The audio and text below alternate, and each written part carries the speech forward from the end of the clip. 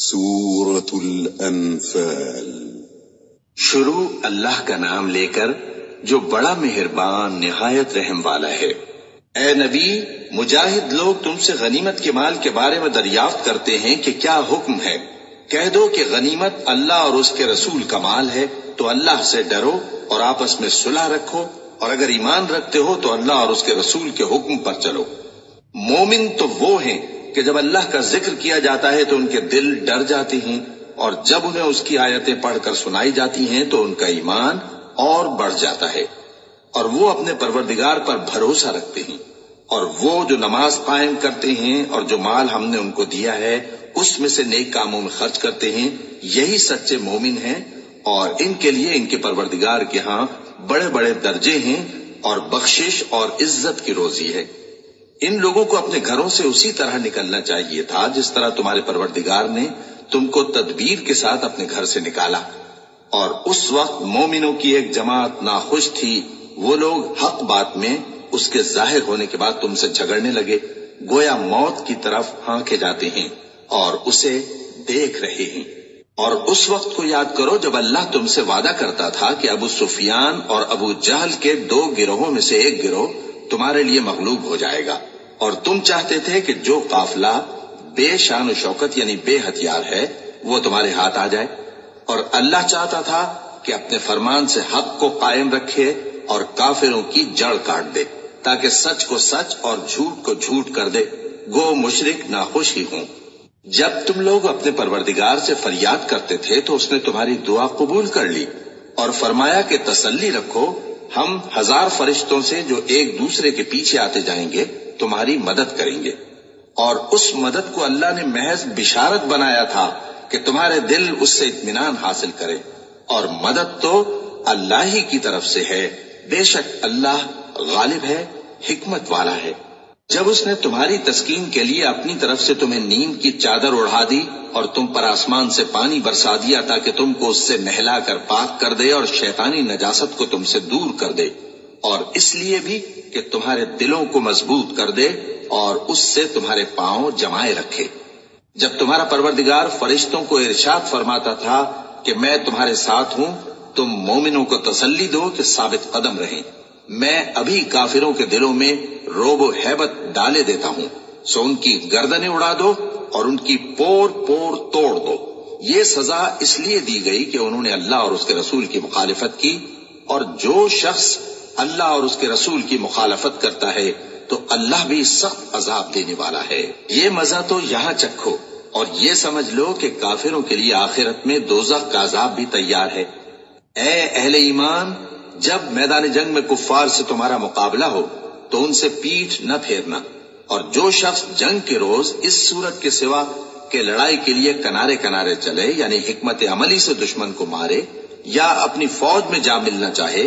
ان سے پیٹھ پھیرے گا تو سمجھو کہ وہ اللہ کے غضب میں گرفتار ہو گیا، اور اس کا ٹھکانہ دوزخ ہے،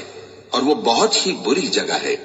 بس تم لوگوں نے ان کفار کو قتل نہیں کیا بلکہ اللہ نے انہیں قتل کیا، اور اے نبی، جس وقت تم نے کنکریاں پھینکی تھیں تو وہ تم نے نہیں پھینکی تھی بلکہ اللہ نے پھینکی تھی۔ اس سے غرض یہ تھی کہ مومنوں کو اپنے احسانوں سے اچھی طرح آزما لے، بے شک اللہ سنتا ہے، جانتا ہے۔ ہوا بھی یوں ہی، اور کچھ شک نہیں کہ اللہ کافروں کی تدبیر کو کمزور کر دینے والا ہے۔ کافروں، اگر تم فیصلہ چاہتے ہو تو تمہارے پاس فیصلہ آ چکا، اگر تم اپنے افعال سے باز آ جاؤ تو تمہارے حق میں بہتر ہے، اور اگر پھر نافرمانی کرو گے تو ہم بھی پھر تمہیں عذاب کریں گے، اور تمہاری جماعت خواہ کتنی ہی بڑی ہو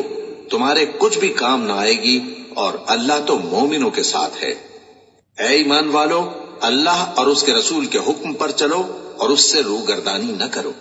جبکہ تم سنتے بھی ہو، اور ان لوگوں جیسے نہ ہونا جو کہتے ہیں کہ ہم نے سن لیا مگر حقیقت میں نہیں سنتے۔ کچھ شک نہیں کہ اللہ کے نزدیک تمام جانداروں میں بدترین وہ بہرے گونگے لوگ ہیں جو عقل سے کام نہیں لیتے، اور اگر اللہ ان میں خیر کی طلب دیکھتا تو ان کو سننے کی توفیق بخشتا، اور اگر یوں ہی انہیں سنوا دیتا تو وہ منہ پھیر کر بھاگ جاتے۔ مومنوں، اللہ اور اس کے رسول کا حکم قبول کرو، جبکہ رسول تمہیں ایسے کام کے لیے بلاتے ہیں جو تم کو زندگی جاوداں بخشتا ہے اور جان رکھو کہ اللہ آدمی اور اس کے دل کے درمیان حائل ہو جاتا ہے، اور یہ بھی کہ تم سب اس کے روبرو جمع کیے جاؤ گے۔ اور اس فتنے سے ڈرو جو خصوصیت کے ساتھ انہی لوگوں پر واقع نہ ہوگا جو تم میں گناہ گار ہیں، اور جان رکھو کہ اللہ سخت عذاب دینے والا ہے۔ اور اس وقت کو یاد کرو جب تم زمین مکہ میں قلیل اور ضعیف سمجھے جاتے تھے اور ڈرتے رہتے تھے کہ لوگ تمہیں اڑا نہ لے جائیں، یعنی ختم نہ کر دیں، تو اس نے تم کو جگہ دی اور اپنی مدد سے تم کو تقویت بخشی اور پاکیزہ چیزیں کھانے کو دیں تاکہ اس کا شکر کرو۔ اے ایمان والو، نہ تو اللہ اور رسول سے خیانت کرو اور نہ اپنی امانتوں میں خیانت کرو، اور تم ان باتوں کو جانتے ہو، اور جان رکھو کہ تمہارا مال اور اولاد بڑی آزمائش ہے، اور یہ کہ اللہ کے پاس نیکیوں کا بڑا ثواب ہے۔ مومنو، اگر تم اللہ سے ڈرو گے تو وہ تمہارے لیے حق و باطل کا فرق ظاہر کر دے گا اور تمہارے گناہ مٹا دے گا اور تمہیں بخش دے گا، اور اللہ بڑے فضل والا ہے۔ اور اس وقت کو یاد کرو جب کافر لوگ تمہارے بارے میں چال چل رہے تھے کہ تم کو قید کر دیں یا جان سے مار دیں یا وطن سے نکال دیں، تو ادھر تو وہ چال چل رہے تھے اور ادھر اللہ تدبیر کر رہا تھا، اور اللہ بہترین تدبیر کرنے والا ہے۔ اور جب ان کو ہماری آیتیں پڑھ کر سنائی جاتی ہیں تو کہتے ہیں یہ کلام ہم نے سن لیا ہے، اگر ہم چاہیں تو اسی طرح کا کلام ہم بھی کہہ دیں، اور یہ ہے ہی کیا، صرف اگلے لوگوں کی حکایتیں ہیں۔ اور جب انہوں نے کہا کہ اے اللہ، اگر یہ قرآن تیری طرف سے برحق ہے تو ہم پر آسمان سے پتھر برسا یا کوئی اور تکلیف دینے والا عذاب بھیج دے۔ اور اللہ ایسا نہ تھا کہ جب تک اے پیغمبر تم ان میں تھے انہیں عذاب دیتا، اور نہ ایسا ہے کہ وہ تو بخشش مانگیں اور اللہ انہیں عذاب دے۔ اور اب ان کے لیے کون سی وجہ ہے کہ وہ انہیں عذاب نہ دے، جبکہ وہ مسجد حرام میں نماز پڑھنے سے روکتے ہیں، جبکہ وہ اس مسجد کے متولی بھی نہیں ہیں۔ اس کے متولی تو صرف پرہیزگار ہیں، لیکن ان میں کے اکثر نہیں جانتے۔ اور ان لوگوں کی نماز خانہ کعبہ کے پاس سیٹیاں اور تالیاں بجانے کے سوا کچھ نہ تھی، تو تم جو کفر کرتے تھے اب اس کے بدلے عذاب کا مزہ چکھو۔ جو لوگ کافر ہیں اپنا مال خرچ کرتے ہیں کہ لوگوں کو اللہ کے راستے سے روکیں، سو ابھی اور خرچ کریں گے، مگر آخر وہ خرچ کرنا ان کے لیے موجب افسوس ہوگا، اور وہ مغلوب ہو جائیں گے، اور کافر لوگ دوزخ کی طرف ہانکے جائیں گے تاکہ اللہ پاک سے ناپاک کو الگ کر دے اور ناپاک کو ایک دوسرے پر رکھ کر ایک ڈھیر بنا دے، پھر اس کو دوزخ میں ڈال دے۔ یہی لوگ خسارہ پانے والے ہیں۔ اے پیغمبر، کفار سے کہہ دو کہ اگر وہ اپنے افعال سے باز آ جائیں تو جو ہو چکا وہ انہیں معاف کر دیا جائے گا، اور اگر پھر وہی حرکات کرنے لگیں گے تو اگلے لوگوں کا جو طریقہ جاری ہو چکا ہے وہی ان کے حق میں بھی برتا جائے گا۔ اور ان لوگوں سے لڑتے رہو یہاں تک کہ فتنہ یعنی کفر کا فساد باقی نہ رہے اور دین سب اللہ ہی کا ہو جائے، اور اگر وہ باز آ جائیں تو اللہ ان کے کاموں کو دیکھ رہا ہے، اور اگر روگردانی کریں تو جان رکھو کہ اللہ تمہارا حمایتی ہے، اور وہ خوب حمایتی اور خوب مددگار ہے۔ اور جان رکھو کہ جو مال غنیمت تم کفار سے حاصل کرو اس میں سے 5واں حصہ اللہ کا اور اس کے رسول کا اور اہل قرابت اور یتیموں کا اور محتاجوں کا اور مسافروں کا ہے۔ اگر تم اللہ پر اور اس نصرت پر ایمان رکھتے ہو جو حق و باطل میں فرق کرنے کے دن یعنی جنگ بدر میں جس دن دونوں فوجوں میں مٹبھیڑ ہو گئی تھی، ہم نے اپنے محبوب بندے محمد صلی اللہ علیہ وآلہ وسلم پر نازل فرمائی، اور اللہ ہر چیز پر قادر ہے۔ جس وقت تم مدینے سے قریب کے ناکے پر تھے اور کافر دور کے ناکے پر، اور قافلہ تم سے نیچے اتر گیا تھا، اور اگر تم جنگ کے لیے آپس میں قرارداد کر لیتے تو وقت معین پر جمع ہونے میں تقدیم و تاخیر ہو جاتی، لیکن اللہ کو منظور تھا کہ جو کام ہو کر رہنے والا تھا اسے کر ہی ڈالے، تاکہ جو مرے بصیرت پر یعنی یقین جان کر مرے، اور جو جیتا رہے وہ بھی بصیرت پر یعنی حق پہچان کر جیتا رہے۔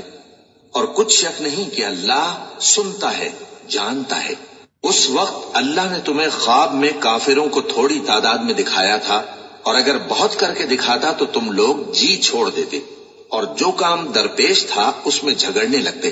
لیکن اللہ نے تمہیں اس سے بچا لیا، بے شک وہ سینوں کی باتوں تک سے واقف ہے۔ اور اس وقت جب تم ایک دوسرے کے مقابل ہوئے تو کافروں کو تمہاری نظروں میں تھوڑا کر کے دکھاتا تھا اور تم کو ان کی نگاہوں میں تھوڑا کر کے دکھاتا تھا تاکہ اللہ کو جو کام کرنا منظور تھا اسے کر ڈالے، اور سب کاموں کا رجوع اللہ ہی کی طرف ہے۔ مومنو، جب کفار کی کسی جماعت سے تمہارا مقابلہ ہو تو ثابت قدم رہو اور اللہ کو بہت بہت یاد کرو تاکہ مراد حاصل کر لو، اور اللہ اور اس کے رسول کے حکم پر چلو، اور آپس میں جھگڑا نہ کرنا کہ ایسا کرو گے تو تم بزدل ہو جاؤ گے اور تمہاری ہوا اکھڑ جائے گی، اور صبر سے کام لو کہ اللہ صبر کرنے والوں کا مددگار ہے۔ اور ان لوگوں جیسے نہ ہونا جو اتراتے ہوئے یعنی حق کا مقابلہ کرنے کے لیے اور لوگوں کو دکھانے کے لیے گھروں سے نکل آئے اور لوگوں کو اللہ کی راہ سے روکتے ہیں، اور جو اعمال یہ کرتے ہیں اللہ ان کا احاطہ کیے ہوئے ہے۔ اور جب شیطان نے ان کے اعمال ان کو آراستہ کر دکھائے اور کہا کہ آج کے دن لوگوں میں سے کوئی تم پر غالب نہ ہوگا اور میں تمہارا رفیق ہوں، لیکن جب دونوں فوجیں ایک دوسرے کے مقابل صف آرا ہوئیں تو پسپا ہو کر چل دیا اور کہنے لگا کہ مجھے تم سے کوئی واسطہ نہیں، میں تو ایسی چیزیں دیکھ رہا ہوں جو تم نہیں دیکھ سکتے، مجھے تو اللہ سے ڈر لگتا ہے اور اللہ سخت عذاب کرنے والا ہے۔ اس وقت منافق اور کافر جن کے دلوں میں بیماری تھی کہتے تھے کہ ان لوگوں کو ان کے دین نے مغرور کر رکھا ہے، اور جو شخص اللہ پر بھروسہ رکھتا ہے تو اللہ غالب ہے، حکمت والا ہے۔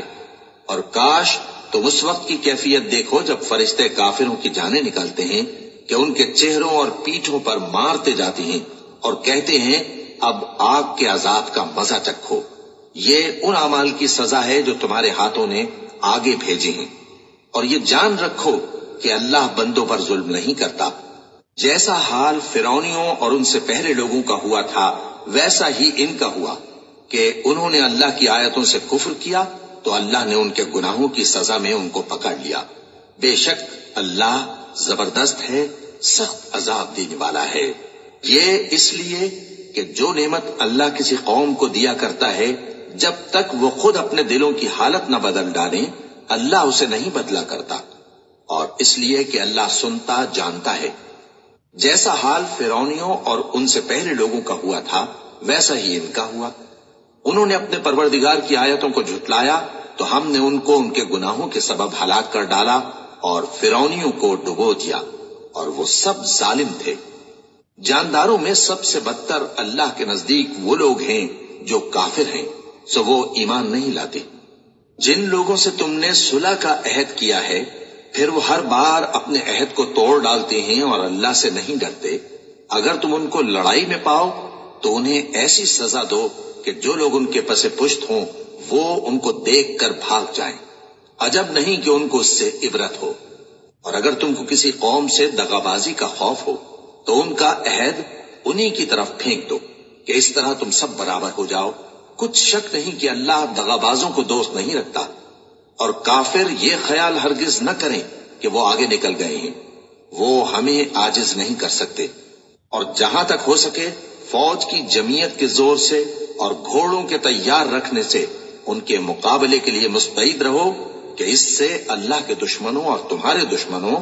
اور ان کے سوا اور لوگوں پر جن کو تم نہیں جانتے اور اللہ جانتا ہے ہیبت بیٹھی رہے گی، اور تم جو کچھ اللہ کی راہ میں خرچ کرو گے اس کا ثواب تم کو پورا پورا دیا جائے گا اور تمہارا ذرا نقصان نہ کیا جائے گا۔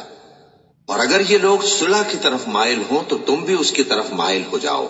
اور اللہ پر بھروسہ رکھو، کچھ شک نہیں کہ وہ سب کچھ سنتا ہے جانتا ہے۔